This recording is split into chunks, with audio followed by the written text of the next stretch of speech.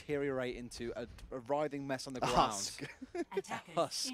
When Quad Tank rolled over Fusion. Yes, we will never forget. We can never We're getting die. very ahead of ourselves, though, Des, here. We're talking about potential Atlantic showdown at the end of the season. We're only in week 2. We're about to finish it off. We're warming up towards it, okay? It's the run-in.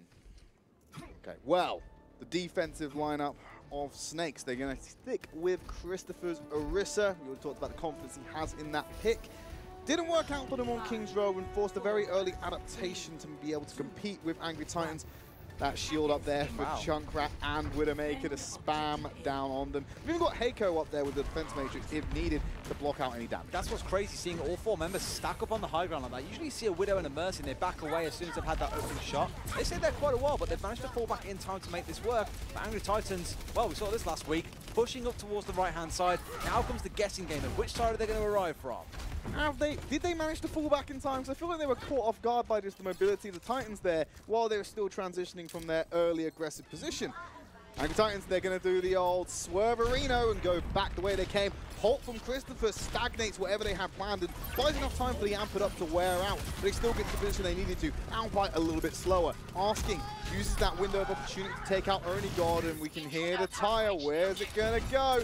Taken out the sky by Lolsish with the Flame Strikes. I'm not needing any DPS for that one, but everyone else from Snakes have repositioned themselves onto the point. They're now contesting the progress Angry Titans made and even pushing them into this confined area. That's going to be nightmares for them because Zachary's just going to fire grenades in the confined space. Elivo emerges with the rest of his team. They can't quite lock down Zapray, but they're getting kills onto the back line. They still need to cut through the middle. It's being offered up by Christopher and the rest of the DPS. Only God going to take out Asking as he tries to compete in close quarters with a sniper duel.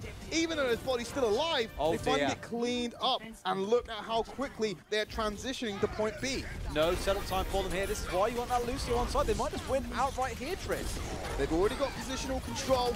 The rest of the Snakes are pulling out of the spawn. Zapray's going to send a tire in his stead. Going to find Luddy, so no more speed boost. Heiko, I think Snakes are getting control at this point again. The kill feed's all going blue, so aggressive moves from Angry Titan. Snakes managed to shut it down adequately. Nice rollover from first point to second again. That's why Lucio can be so handy. He's just trying to ride off the stalls that are coming through, because some of those members of Snakes died very, very late towards the end of the Titans. They saw the opportunity at taking a favourable fight with all members still up and alive. Fortunately for Snakes, they managed to fight it back and win their way back in no small part, thanks to Zapray on that jump. Oh no, Apox missed the jump. He's going to have to take the long way around. Didn't really amount to much. They took the pathway anyway.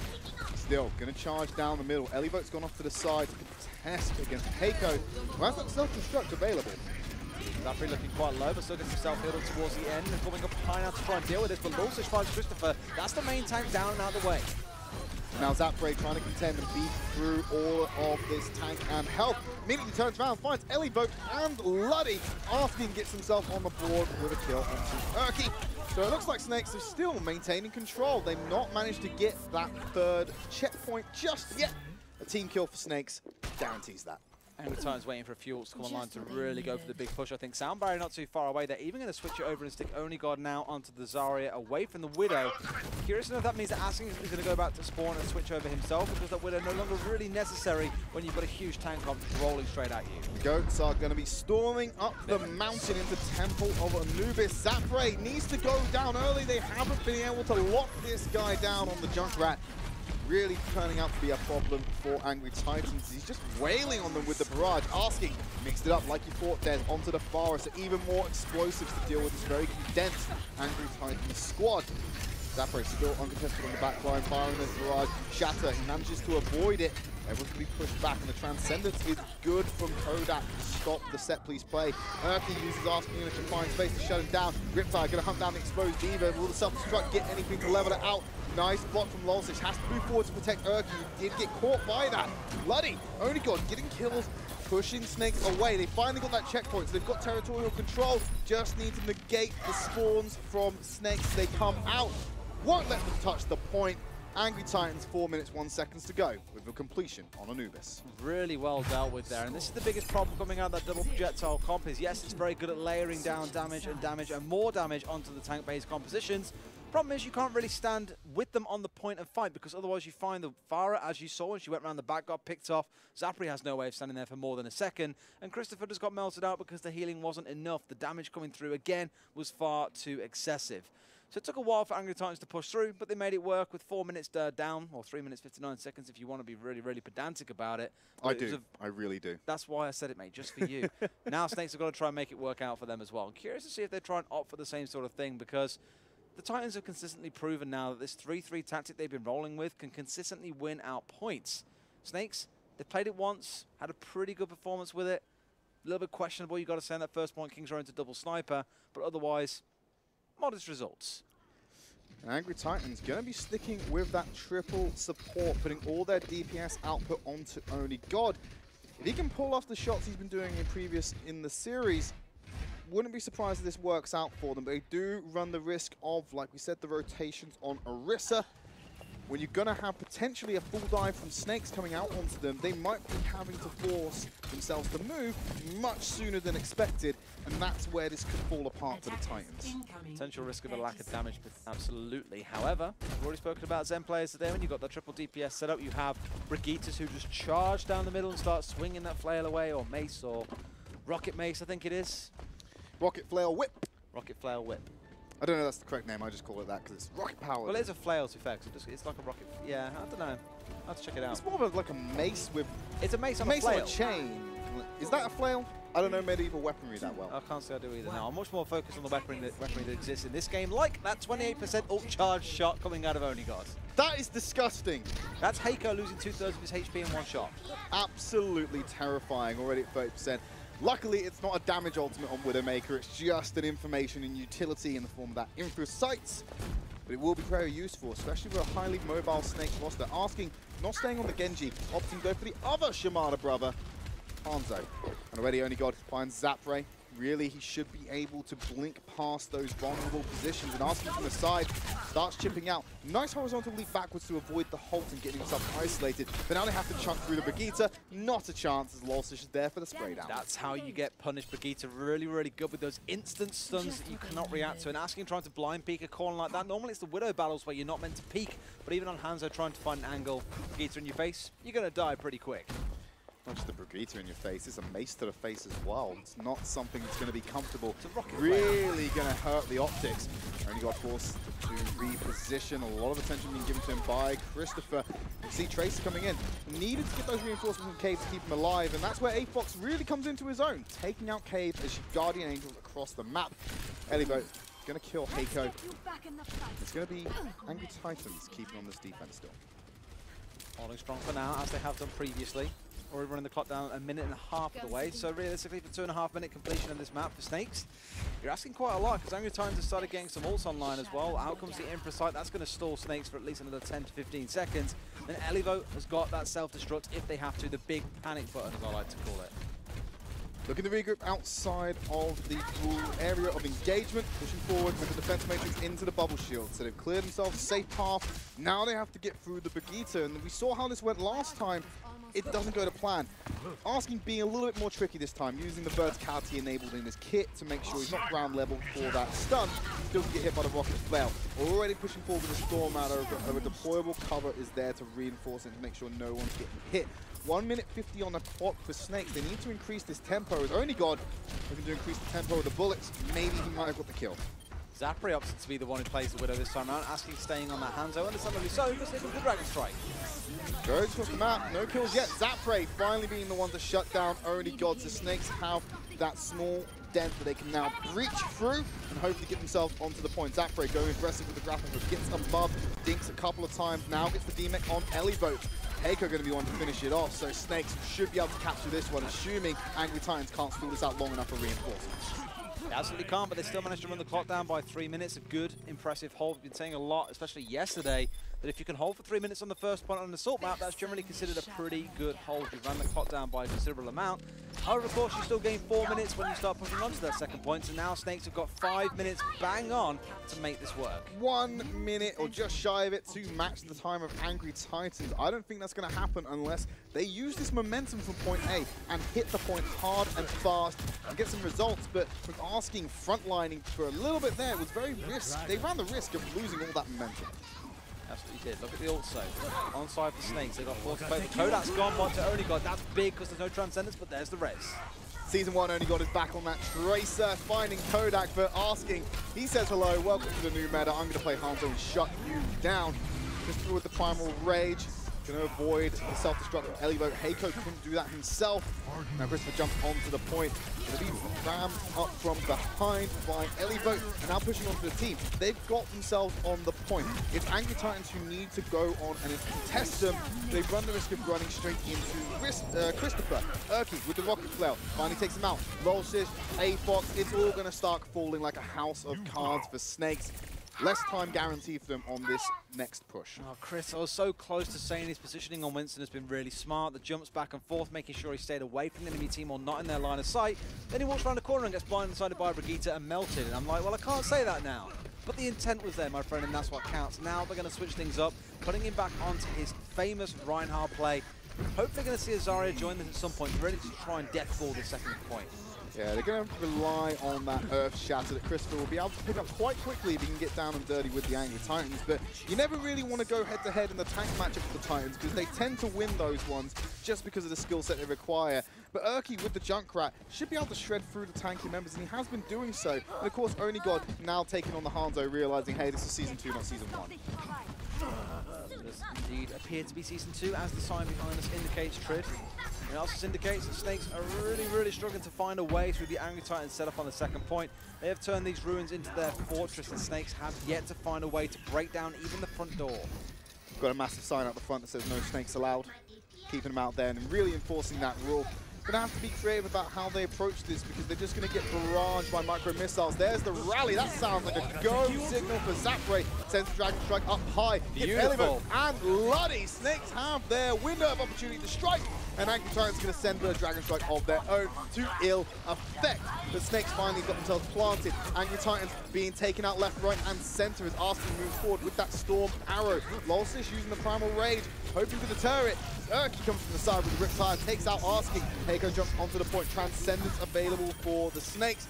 Doing it right now as Cave resurrects Asking, make sure that full strength with his next engagement. Asking, rewarding it immediately with a kill onto Lolsish.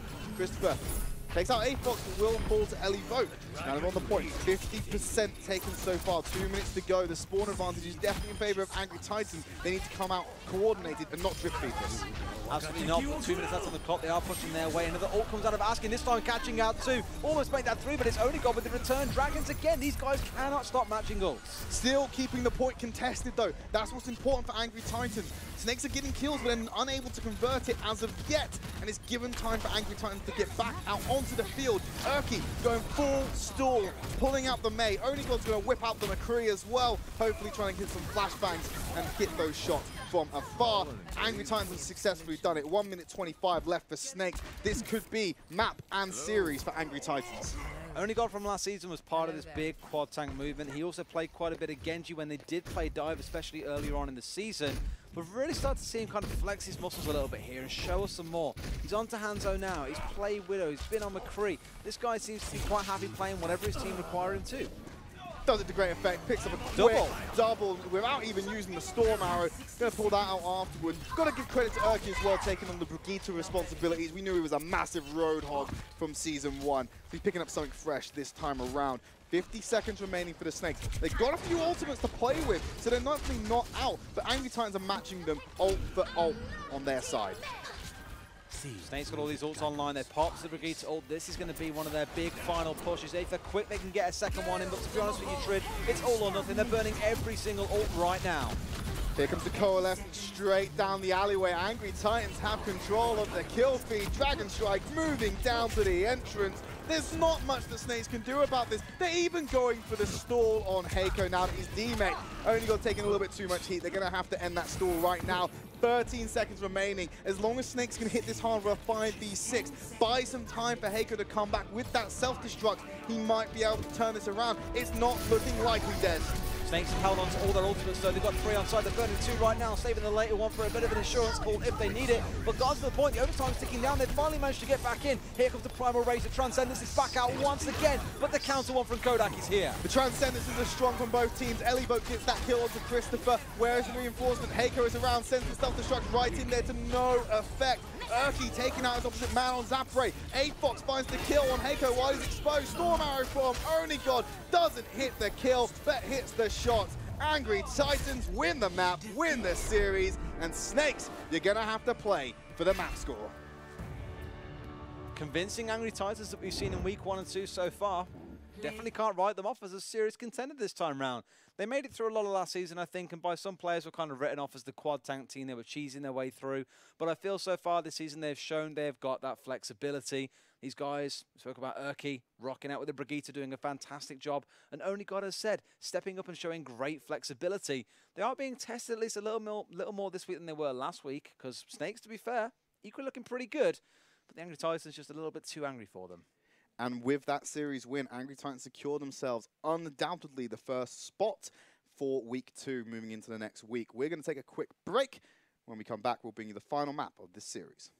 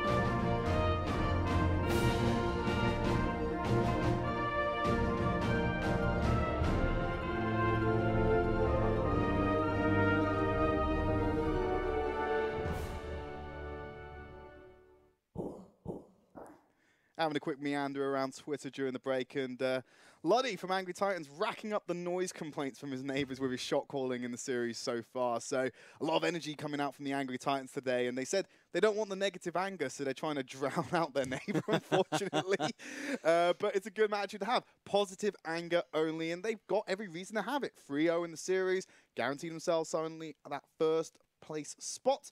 They got one more map to go to clinch that 4-0. Well, the whole hashtag is stay angry, so keep on shouting, Luddy. Clearly it's doing wonders for your team so far because these guys are pulling it all the way through.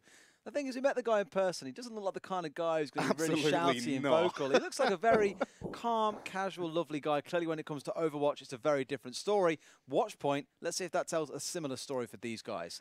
Now, last week, I believe it was double shield rocked the whole way through. The train never stopped, and they completed the map with 6 odd minutes in the time bank. They were at this point as well. They'd already won the 3-0, I believe, against their opponents, and it was the final map where it was just for map difference, so maybe they're feeling a little bit braver.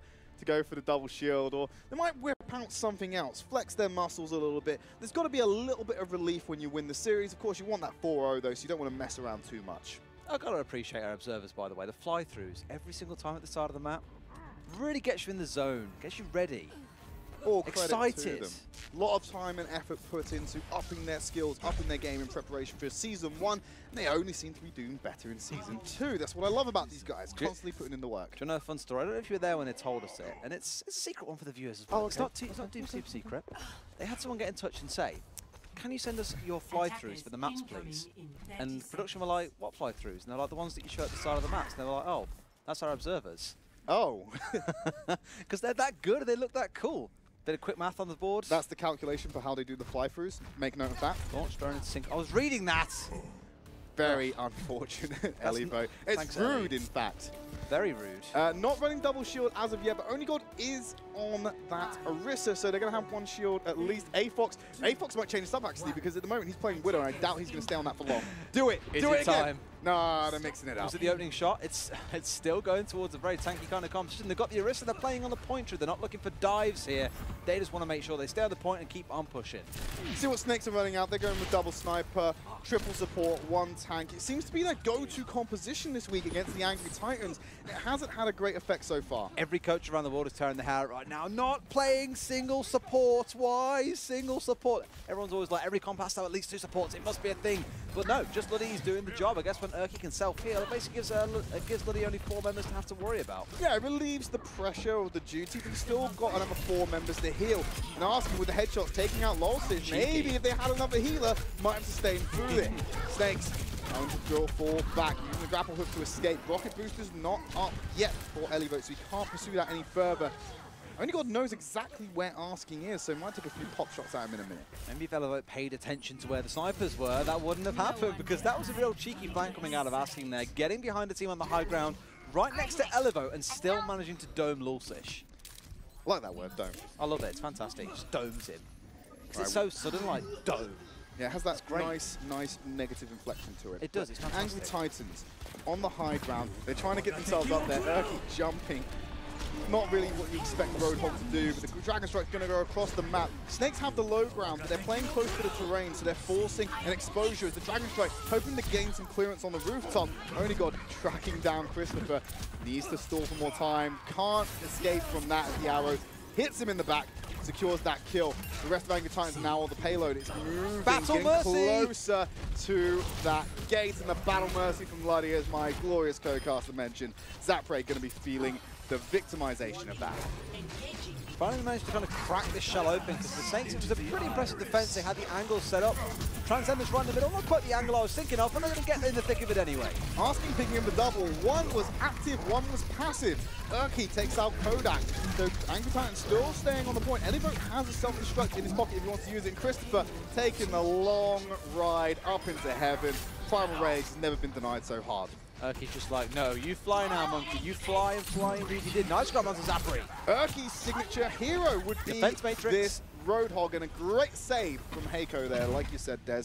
Blocking out the shrapnel and making sure that that player did not get scrapped. Unlike AFox, really maybe should be contending with a Widowmaker as talented as Asking in this one. Who knows, he might be a great shot.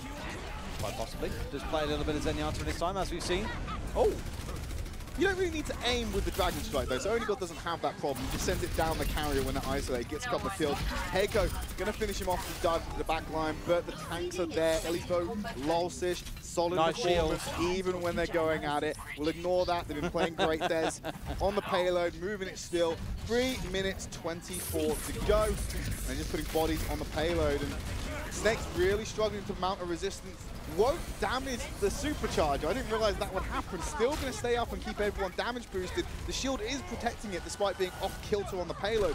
Asking gets a kill onto Luddy. AFox finally showing he can play Widowmaker, taking out Asking, but Christopher wants to shut that down right away. 3 members on the payload. 4 minutes 30 going into the final section of the map. I like we're seeing more Orisa playing, and especially more creative situations like this one. It's not the first time that we've seen Orisa being picked up here. And Kodak just going to go for a reset, because why the hell would you want to stay isolated and donate free ult charge? But Lulsish, never donate that. He's on fire. He's having a field day. Oh, Oni, sit down. Only God can judge this guy. 15 HP, and Zapre, well, he might not be able to judge him, but he's going to be the one to shut him down. I'll judge you for that pun, but one thing you can definitely judge is this play coming out of Angry Titans, because it is sublime. Snake's really struggling to respond, and I'm really impressed by AFox as well. Again, putting a support into a role like this, maybe something you'd expect from Graceful, who, as we know, is a very, very big flex player, seems to cover all roles. And here you've got AFox, a Zen player, hitting up the Widow. Doesn't surprise me. He knows how to beat a Widow. I'd be assuming he'd know how to play a Widow. Christopher goes up high to dislodge that high ground. Transcendent sitting on the point with the rest of Snakes in the middle of it. Again. AFox finding, asking again.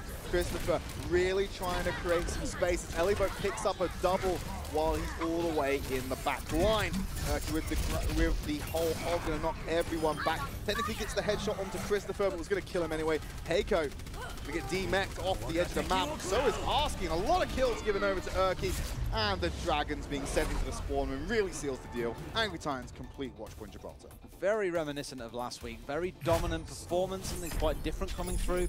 And it kind of occurred to me during that map that actually last season, and even before last season, you had a lot of players who were very dedicated to playing one role, or one hero in particular.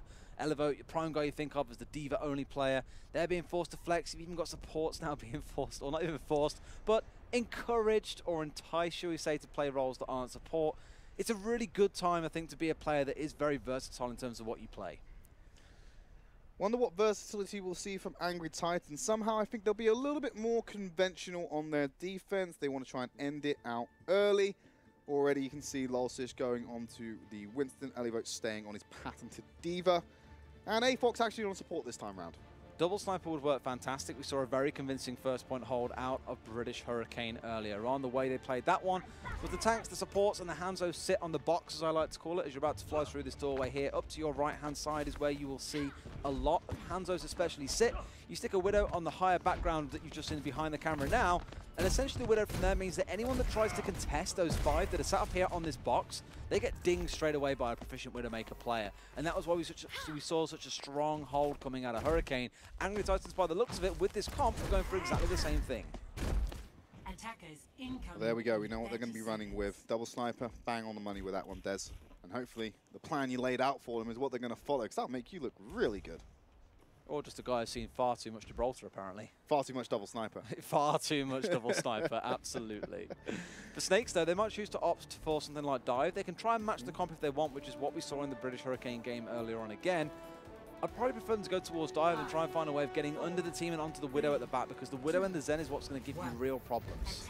Already exposing themselves on the bridge, using the bubble shield from Winston to make sure they can get some safe picks, and Christopher wants to contest him. The only one who went up there, but that was enough to deter the Angry Titans and make him fall back. Problem with this strategy, Des, is I think you give up a lot of territory and you give yourself a very limited window to success when you're doing it. I know it's to balance out spawns and give yourself an advantageous position, but you concede a lot of, shall we say, mistake time you could make by not holding a more aggressive position. The problem is trying to hold this first corner, as it can be a very rough defense, and you risk getting bowled over on the last defense on the first point. So just saying, right, you guys take it underground if you want. We know that as soon as you start trying to peek your heads out of the underground, we're going to be able to dome you, so be careful with how hard you push. And you'll see that coming through now. You can already see them trying to find angles, but look at the aggressive high ground hold by Angry Titans. Urki gets knocked back. He used that horizontal leap to jump forward. Asking off on his own little island with Oni God, finally gets the dink to the head to get that kill. Halo's stuck while they're fighting over this high ground, so they really value this more than the actual objective to win the game. Yeah, they really need that Widow up and online and contesting the enemy Widow, because the amount of space that Asking will get here to take side pokes is very, very lethal. You can already see him off to the side. Urki's being forced to run here. He's about to go down, but they are going to go for that one big contest just to try and stop this payload creeping too far towards his point. All it took was one tag from Asking, and Christopher was like, right, I'm going. I should be able to kill this guy. But the pocket from Luddy was a little bit too strong, kept him alive throughout all the chaos. Zapre takes out Lulsish. Dragon Strike runs through the map. Is going to be answered again, this time by Snake. Zapre shooting it out. No kills, but Only God, he's getting on the board without the use of a damage ultimate. Gonna get some support coming in from Heiko to back up and make sure that Asking is given a little bit of mobility. pixel perfect shot there. I barely saw the head of Elivo in vision beyond the X-ray you get.